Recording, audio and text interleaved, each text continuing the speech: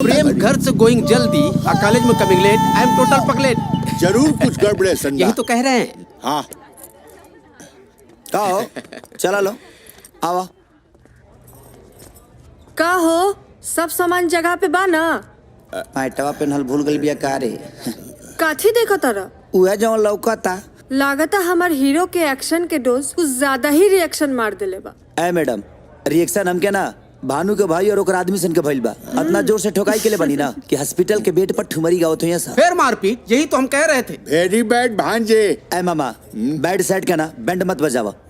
बुराई के काम ना अच्छाई के काम का कैल बनी। ए मैडम तनी सुधर जा। आई सौदा सजा के और हतना भड़काऊ ड्रेस कपड़ा पहन के कॉलेज में मत आइल करा। जेकर तोहरा ऐसन पावरफुल दोस्त बा ओकर काथी के टेंशन? एकर मतलब ना सुधर बे। नो वे नो चांस। मामा नो रोमांस। हाँ ठोकता दिल लागे कूद जाई बहरी।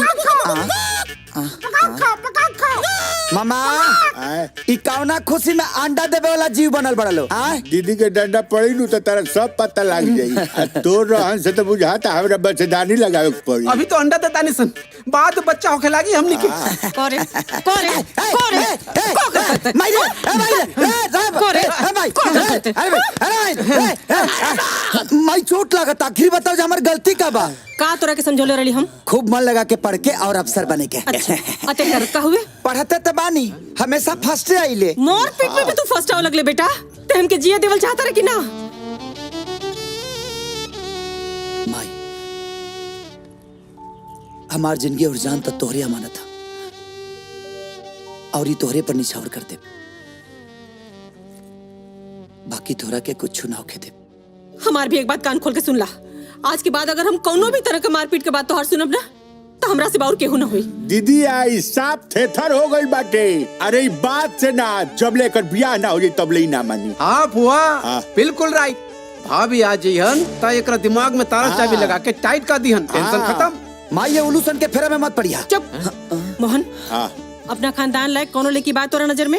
अरे बाप रे बाप लड़की अति सुंदर सर्वगुण संपन्न। ओकर बाप तो प्रेम से बियाह करे खातिर कहिए से परेशान बा। बाकी हम का कही। तो ठीक बा। हाँ इनके ले जाके कल लड़की दिखा दिहा और ब्याह भी तय कर दिहा। हाँ एकदम पक्का। मामा हाँ एगो बात कहे। हाँ तू एकदम अव्वल दर्जा के कुत्ता कमीना हम बानी ये नु कहबा। बाकी बियाह हवा करवाइए के छोड़े। ता ता ता ता ता तरररा तरररा। अच्छा तका लड़की देखाओ कि मैं तोरा लोगन के मिठाई ना खियाए जूता चप्पल खिलाए।